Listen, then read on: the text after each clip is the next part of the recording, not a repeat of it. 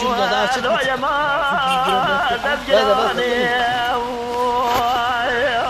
Yakacağımızı satın alıyoruz, evden getiriyoruz. Bazılarını da satın alıyoruz torbayla. Torbası şu an burada zaten.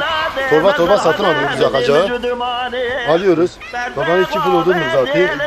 Her kilo bir torba, 1,5 torba yapıyoruz. Ancak burada biraz ısınabiliyoruz.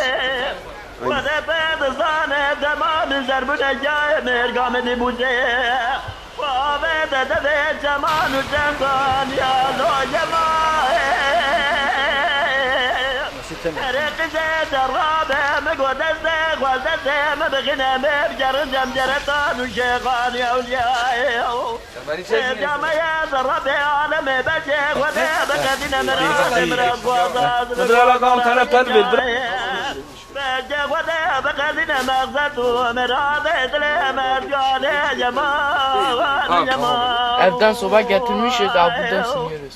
Abi şu an Muş'ta Sibirya soğuğu var. Muş'ta balık satıyoruz. Gördüğünüz gibi sobayı yakıyoruz. Yanında olduğu karları bile eritmiyor. Havalar çok soğuktu şu an. Şu an Sibirya soğuğu gelmiş. Muş'un merkezine.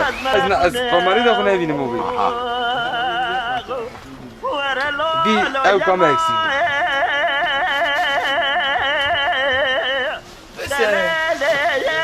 Önce efendim Kaç gündür Muş'tan havalar çok soğuk, kar yağışı var. Biz evde ne yapalım? Evden sobamızı getirmişiz, ser satacağız. Buradan sobayı kuruyoruz, odun yakıyoruz. Akşama kadar işte bir ekmek parası evimize getiriyoruz.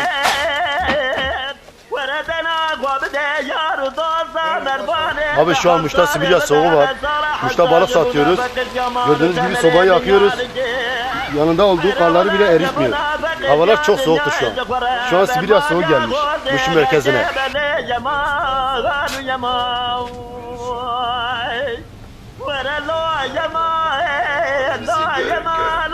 Ben Şükrü Yomuş. Burada Muş'ta çok hava soğuktur. Seyyar satıcılar burada sobaları yakarak ısınıyorlar. Geçim kaynaklarını sağlıyorlar.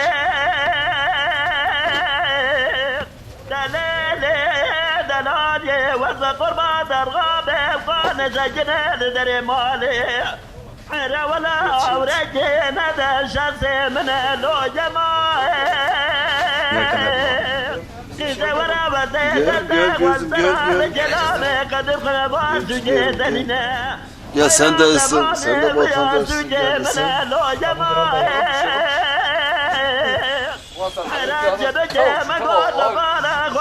Sobanın başında soba yakmış hem balık satıyor bu soğukta.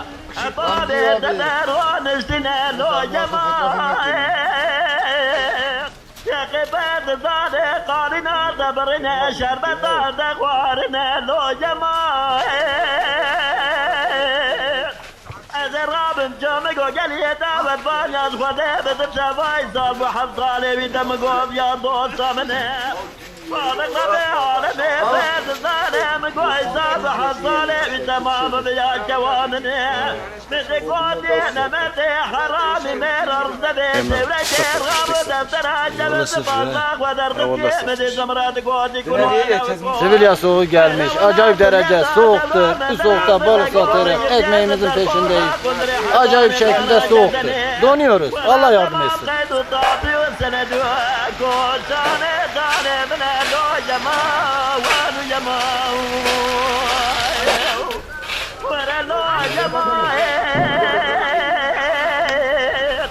Sobayı evden getirdik, odunu da evden getirdik, yakmak için, ısıtmak için kendimizi.